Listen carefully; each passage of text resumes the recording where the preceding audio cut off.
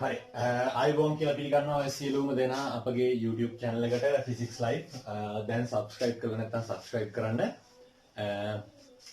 අපි දැන් මේ වෙද්දී 2023 A level කරන නංගිලා මල්ලිලා වෙනුවෙන් ඒකක හා මාන පාඩම වටේට කතා කරලා තියෙනවා. දැන් ඒකක හා මාන කියන පාඩම ගත්තාම ඒකේ බොහෝ දුරට තියෙන්නේ MCQ එකක් නැත්නම් උපරිම දෙකක් තියෙනවා. එතකොට මිනුම් උපකරණ කියලා පාඩමක් තියෙනවා. ඒ පාඩමත් එක්ක එකතු වුණාම දෙක තුනක් අතර ඉන්නත් පුළුවන් හැකියාවක් තියෙනවා. එතකොට මේ යාන්ත්‍ර විද්‍යාව දැන් අපි පටන් ගන්න තියෙන යාන්ත්‍ර විද්‍යාව. එතකොට ඔකට්ටියගේ භෞතික විද්‍යාව සිලබස් එක තුල සාමාන්‍යයෙන් ඔකට්ටියගේ උසස් පෙළ ජීවිතයේ භෞතික විද්‍යාව පාඨමාලාව තුල අවුරුද්දක් විතර ඇදෙන පාඩමක් තමයි දැන් මේ පටන් ගන්න යන්නේ. එතකොට මේ පාඩම ඔච්චර දුරට යන්නේ ඇයිද කියලා අහුවොත් ඔකට්ටියට තේරුම් කරලා දෙන්නම්. ඇත්තටම ගත්තාම භෞතික විද්‍යාව කියන පාඩමේ අපි කියන්නේ සාමාන්‍යයෙන් අත්තිවාරම කියලා කියන්නේ. කියන්නේ ගෙදරක් ගත්තාම ගෙදර අත්තිවාරම තමයි වඩාත් වැදගත් වෙන්නේ. මොකද අත්තිවාරම කොච්චර දුරට සවිශක්තිමත් නැත්නම් ඊට උඩ මොන තත්ත්වයේ මොන උපකරණ මොන මූලද්‍රව්‍ය පාවිච්චි කරලා ගේ හැදුවත් වැඩක් නැහැ. මොකද ගේ අසාර්ථකයි. හරිද?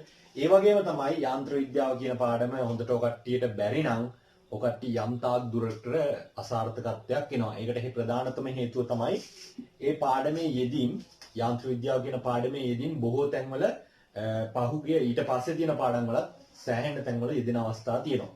උදාහරණයක් විදිහට ගත්තොත් ඔකට දන්නවා ගුරුත්ව ශේෂ්ත්‍ර කියලා පාඩමක් තියෙනවා. දෝලන හා තරංග කියලා පාඩමක් තියෙනවා. ඒකේ මුල් කොටස යාන්ත්‍ර විද්‍යාව යෙදෙනවා. ඊට පස්සේ අපි ගත්තොත් චුම්බක ශේෂ්ත්‍ර කියලා පාඩමක් තියෙනවා. ඊට පස්සේ අපි ගත්තොත් විද්‍යුත් ශේෂ්ත්‍ර කියලා පාඩම් තියෙනවා. ඊට පස්සේ ගත්තොත් අපි තව ද්‍රවස්ථිතිය පෘෂ්ඨිඝාතතිය ඊට පස්සේ ගත්තොත් දුෂ්ශ්‍රාවිතාවය ප්‍රත්‍යස්ථතාවය ඔය සියලුම පාඩම් වල යෙදෙන්නේ යාන්ත්‍ර විද්‍යාවේ දැනුම තමයි පාවිච්චි වෙන්නේ. ඒ නිසා ප්‍රධාන වශයෙන් යාන්ත්‍ර විද්‍යාව කියන පාඩම ඔකට්ටිගේ ජීවිතය සහ ඔකට්ටිගේ භෞතික විද්‍යාව දැනුම වර්ධනය කරන්න ඉතාමත් දායක වෙන වඩාත් ප්‍රායෝගික පාඩමක් විදිහට දකින්න පුළුවන්. ඒ කියන්නේ එදිනෙදා ජීවිතයේ දකින බොහෝ දේවල් ඔකට්ටියට කොහොමද වෙන්නේ කොහොමද ඒවා ක්‍රියාත්මක වෙන්නේ කොහොමද ඒවා වෙන්නේ කියන ප්‍රශ්නය ඔකට්ටියට තිබ්බනම් ඒ ප්‍රශ්න සියල්ලම निराකරණය කරගැනීමේ හැකියාවක් මේ පාඩම තුල ඔකට්ටියට තියෙනවා. එහෙනම් මාතෘකාව දාන්න යාන්ත්‍ර විද්‍යාව.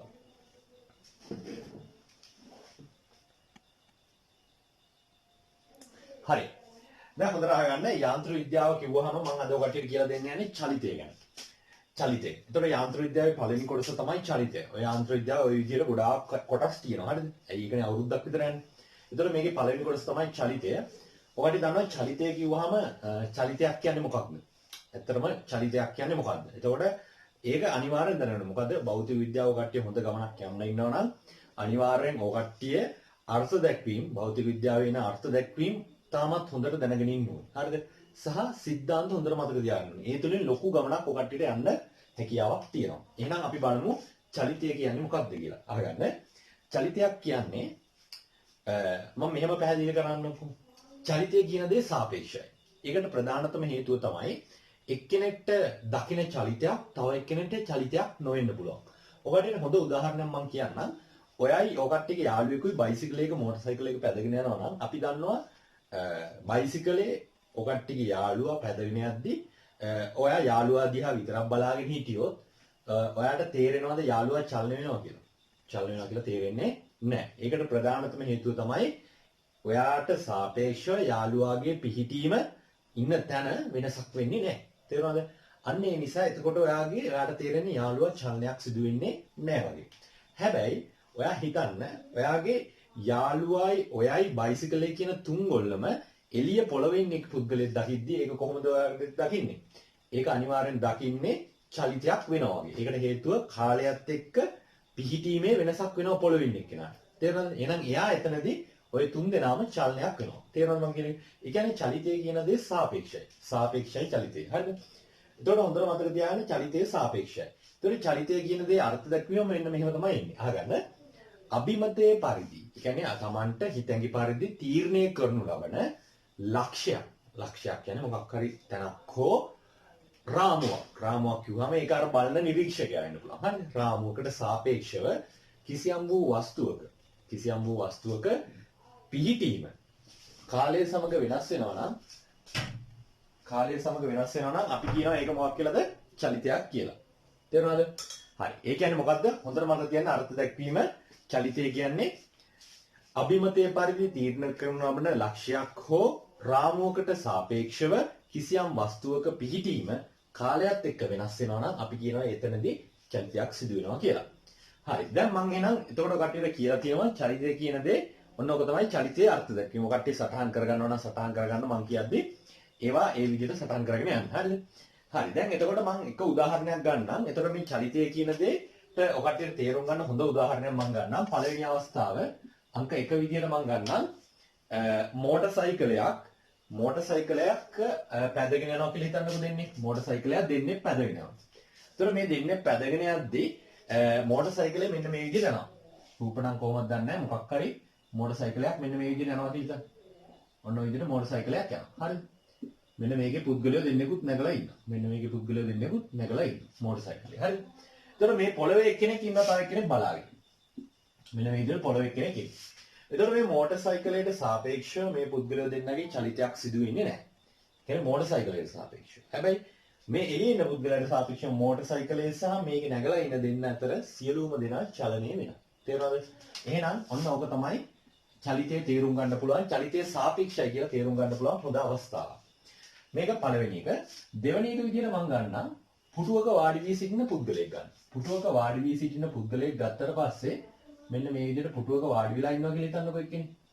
එතකොට මේ විදිහට පුටුවක වාඩි වෙලා ඉන්නවා නම් පුද්ගලයෙක් මේ පුද්ගලයා පොළවට සාපේක්ෂව පොළව ගත්තොත් එයා ඉන්නේ පොළවේනේ. පොළවට සාපේක්ෂව මේ පුද්ගලයාගේ පිහිටීම කාලයත් එක්ක වෙනසක් වෙන්නේ නැහැ. එහෙනම් මේ අවස්ථාවේදී මේ පුද්ගලයා චලිත වෙන්නේ නැහැ. හැබැයි පොළවට සාපේක්ෂව තමයි මේ පුද්ගලයා නිශ්චල.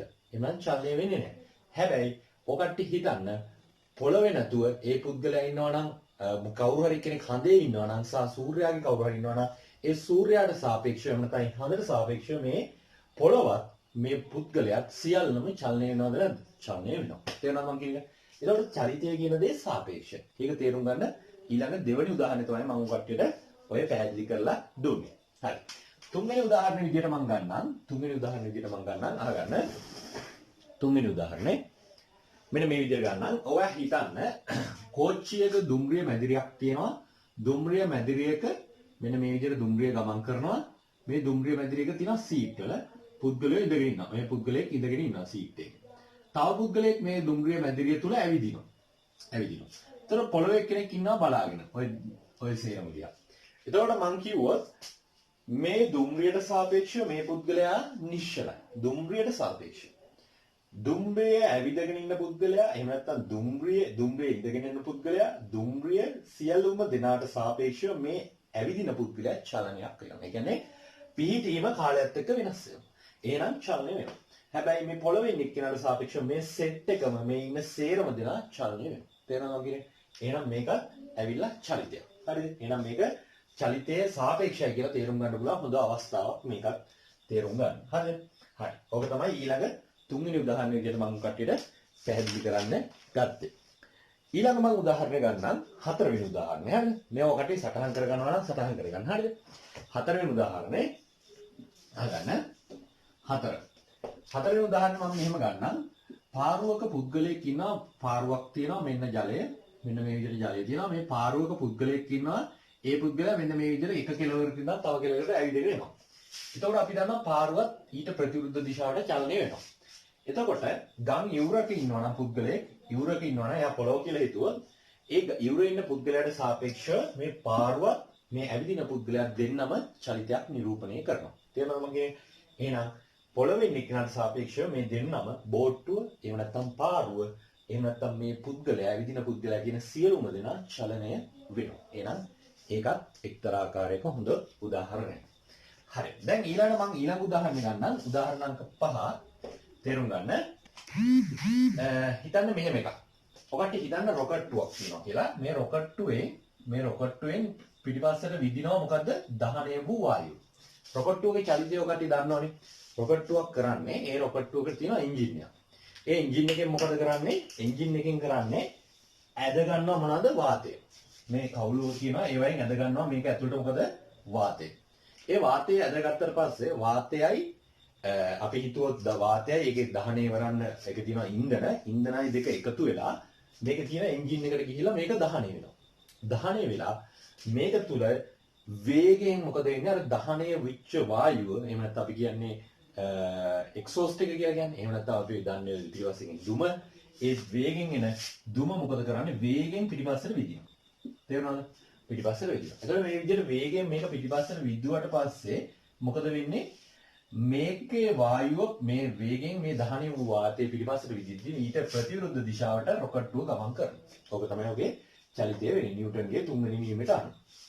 එතකොට අහගන්න මෙතනදී දහන වායුව සහ රොකට්ටුව මම ගත්තොත් වෙන වෙනම දහන වායුව A රොකට්ටුව R කියලා ගත්තොත් පොළොවේ ඉන්න කෙනා E කියලා ගත්තොත් මේ සියලුම දෙනාගේ මේ රොකට්ටුවට සාපේක්ෂව දහන වායුවේ වේගය සිරස්ව පහළට නේ. හැබැයි ඒ කියන්නේ රොකට්ටුවේ වේගය දහන වායුවට සාපේක්ෂව සිරස්ව ඉහළට. පොළොවට සාපේක්ෂව මේ සියලුම දෙනා උඩට. ඒකට හේතුව මේ දහන වායුවත් ඒකම උඩට යන නිසා. හරිද? එතකොට මේ පොළොවේ ඉන්න කෙනාට සාපේක්ෂව මේ දෙන්නම මොකද වෙන්නේ? චලනය වෙනවා. ඒ වගේම රොකට්ටුවේ ඉන්න පුද්ගලයෙක්ට සාපේක්ෂව මේ දහන වායුවත් පිටිපස්සට චලනය වෙනවා. එතකොට මේ එක් එක් අවස්ථාවේදී චලිතය එකිනෙකට වෙනස්. තේරෙනවද? බලන කෙනා අනුව නිරීක්ෂකයා අනුව මේ චලිතය එකිනෙකට වෙනස් වෙනවා. හරි. ඊළඟ මම උදාහරණ ගන්නම්. අහගන්න. ඊළඟ උදාහරණය උදාහරණ අංක 6. මෙන්න මේ විදිහ උදාහරණයක් ගන්න. අහගන්න. මෙන්න මේ විදිහ එකක් ගන්නකො. දැන් හිතන්න කාර් එකක් තියෙනවා. අබලන් වෙච්ච කාර් එකක් තියෙනවා. හරි. මෙන්න මේ විදිහට අබලන් වෙච්ච මෝටර රථයක් තියෙනවා. හරි. දැන් මේ මෝටර රථය ඇදගෙන යනවා පුද්ගලයන් සෙට් එකක්. හරිද? පුද්ගලයන් තුන් දෙනෙක් විතර ඇදගෙන යනවා. හරි. මේ පැත්තට අදිනවා කියලා ගන්න. මෙන්න මේ විදිහට දාලා අදිනවා. හරි. මෙන්න මේ විදිහට ඔන්න මේ විදිහට දාලා කම්බියකින් අදිනවා. මේ තුන් දෙනාම එකතු වෙලා අදිනවා. එතකොට මේ මෝටර රථය අදිද්දි තව කෙනෙක් ඉන්නවා උදව් කරන්න නැතුව එළිය බලාගෙන. මෙන්න මේ එළිය කෙනෙක් ඉන්නේ. එතකොට මෙයාට සාපේක්ෂව මේ පුද්ගලයා අදින පුද්ගලයා සහ කාර් එක කියන දෙගොල්ලම චලනය වෙනවා. එහෙම නැත්නම් චලිත වෙනවා. හැබැයි මේ පුද්ගලයන්ට සාපේක්ෂව කාර් එකේ චලිතයක් දක්වන්නේ නැහැ. ඇයි ඒකට හේතුව? මේ කට්ටිය පිටිපස්සට යන ගානටම කාර් එකත් ඉස්සරහට. තේරෙනවද? මේ කට්ටිය පැත්තට යනවා. එතකොට මේ කට්ටියට මේක චලනය වෙන්නේ නැහැ වගේ. තේරෙනවද මම කියන්නේ? එහෙනම් මේ කට්ටියට සාපේක්ෂව මෝටර රථය නිශ්චලයි. හැබැයි මේ පුද්ගලයාට සාපේක්ෂව කියන්නේ පොළවේ නිශ්චලව ඉන්න පුද්ගලයාට සාපේක්ෂව මේ මෝටර රථයත් මේ අදින පුද්ගලයෝ කියන දෙගොල්ලම චලනයක් දක්වනවා. හරි. ඔන්න ඔය විදිහට වටේට චලිතය කියන දේ තේරුම් ගන්න පුළුවන්. එතකොට චලිතය කියන්නේ සාපේක්ෂයි. චලිතයක් කියන්නේ මොකද්ද? කාලයත් එක්ක පිහිටීමේ වෙනසක් වෙනවා නම් අපි කියනවා ඒක චලිතයක් කියලා. හරි. දැන් ඔන්න ඔය විදිහට චලිතය දැන් ඔබට තේරලා දෙන්න. හරි. දැන් ඊට පස්සේ මම කතා කරනවා චලිතයේ විවිධ ස්වරූප. මේ විශ්වයේ පවතින චලිත ආකාර තුනයි ප්‍රධාන වශයෙන්. පළවෙනි එක තමයි රේඛීය චලිතය. මොකද්ද? රේඛීය චලිතය. එහෙම නැත්නම් ඒකට කියනවා උත්තරණ චලිතය. උත්තරණ චලිතය. ඊට පස්සේ දෙවෙනි එක කියනවා දෙවෙනි එක තමයි කෝණික චලිතය. කෝණික චලිතය. තුන්වෙනි එක තමයි සරල අනුවර්තීය චලිතය. අනුවර්තීය චලිතය. තේරුණාද? ඒතර චලිත වර්ග කීයක් තියෙනවද? තුනක් තියෙනවා. රේඛීය චලිතය එහෙම නැත්නම් උත්තරණ චලිතය, දෙවෙනි එක කෝණික චලිතය, තුන්වෙනි එක සරල අනුවර්තීය චලිතය.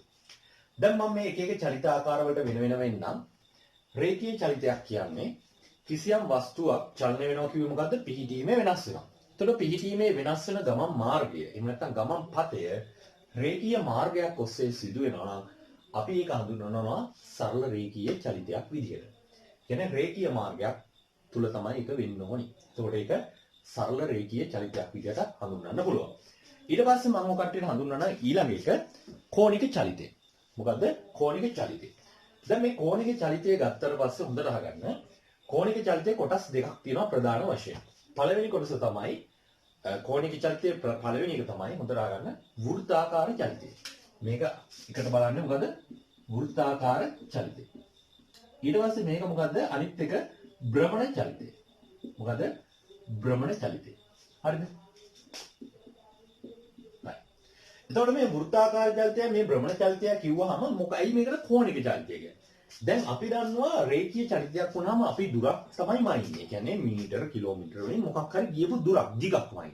හැබැයි මේ කෝණික චලිතයේදී අපිට ප්‍රධාන වශයෙන් අවශ්‍ය වෙන්නේ දිගක්වත් දුරක්වත් මොකක්වත් නෙවෙයි. අපිම ඉන්නේ කෝණයක්. කැරකෙන කෝණයක්. තේරෙනවද?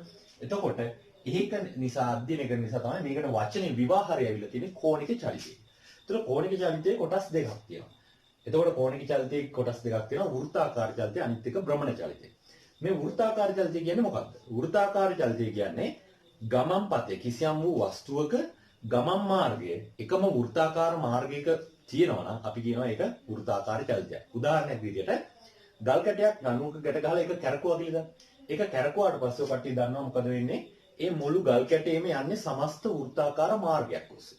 එහෙම නැත්නම් ඔය කට්ටිය තව උදාහරණයක් විදිහට ගන්න පුළුවන් මෝටර රථයක් වෘත්තාකාර වංගුවක් ගන්න අවස්ථාව. එතකොට ඒ මුළු වාහනේම යන්නේ එකම වෘත්තාකාර පතයක් ඔස්සේ. අන්න එහෙනම් අපි ඒක හඳුන්වනවා මොකක් කියලාද? වෘත්තාකාර චලිතයක් කියලා. ඒතර මේ භ්‍රමණ චලිතයක් කියන්නේ මොකද්ද?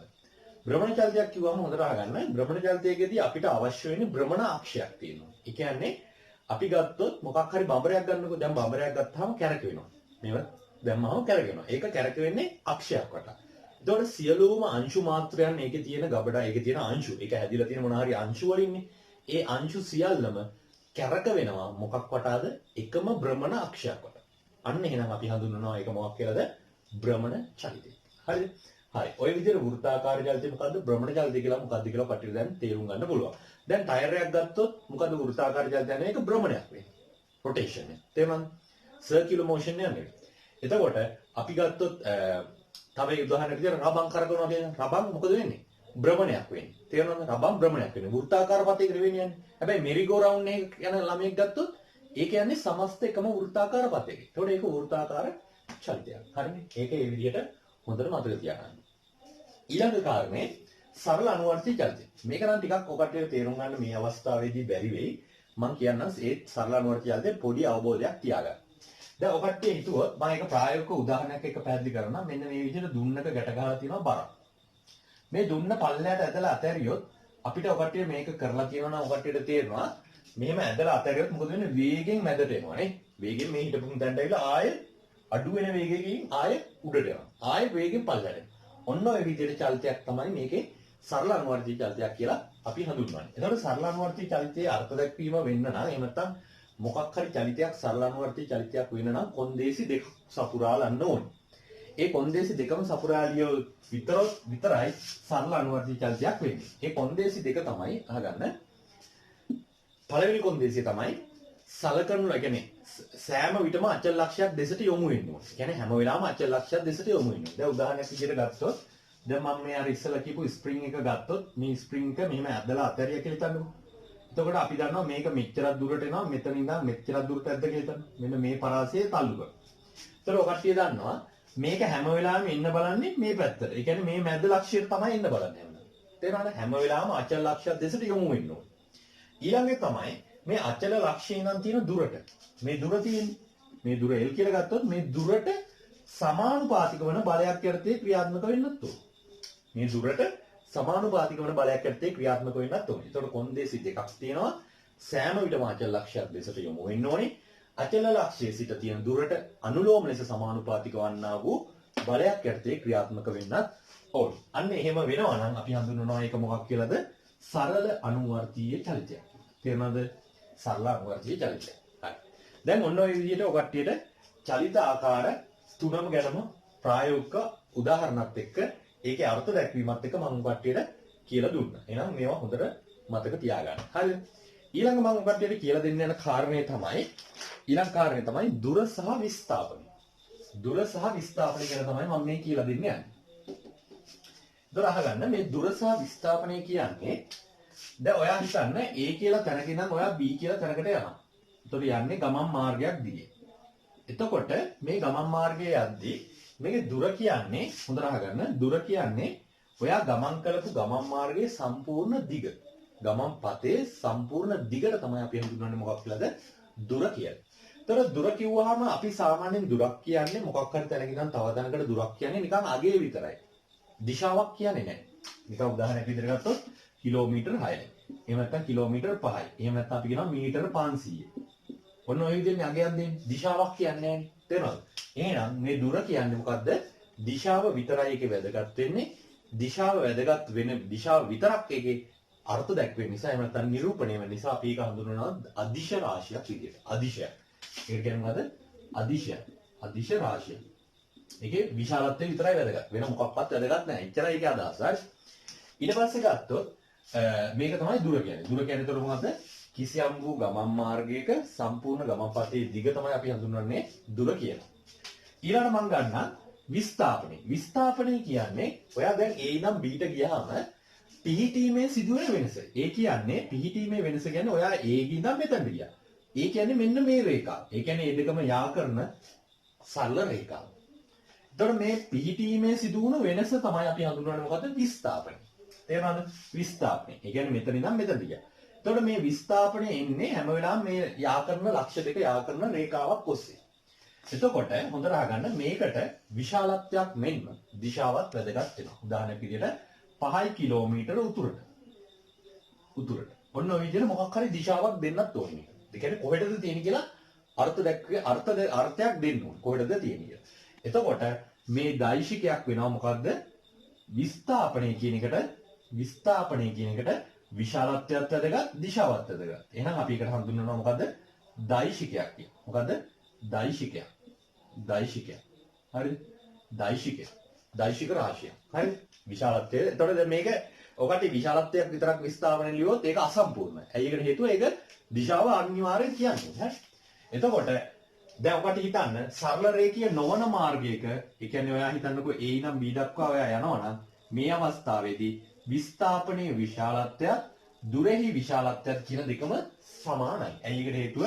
මේකම තමයි පතේ දිගම තමයි විස්ථාපනේ දුර වෙන්නේ. මේ දෙන්න අතර පිහිටීමේ වෙනස එහෙම නැත්නම් යා කරන රේඛාව තමයි විස්ථාපනය වෙන්නේ. ඒතකොට මේ දෙකේම අගය සමානයි. හැබැයි සරල රේඛීය නොවන හැම වෙලාවකම විස්ථාපනයේ විශාලත්වයට වඩා දුරෙහි විශාලත්වය වැඩි වෙනවා. ඒකත් හොඳට මතක තියාගන්න. හරිද? හරි. එතකොට මේ විදිහට අපි කතා කරා විස්ථාපනය සහ දුර කියන්නේ මොකක්ද කියලා. හරිද? හරි. දැන් ওই ටික තමයි අපිට අද කතා කරන්න තියෙන්නේ. මම ඊට පස්සේ ඔකට කතා කරනම් ප්‍රවේගය, වේගය මොකද්ද? ඒ හා සම්බන්ධ ගැටලු ටිකත් ඔකට මම කතා කරලා දෙන්නම්.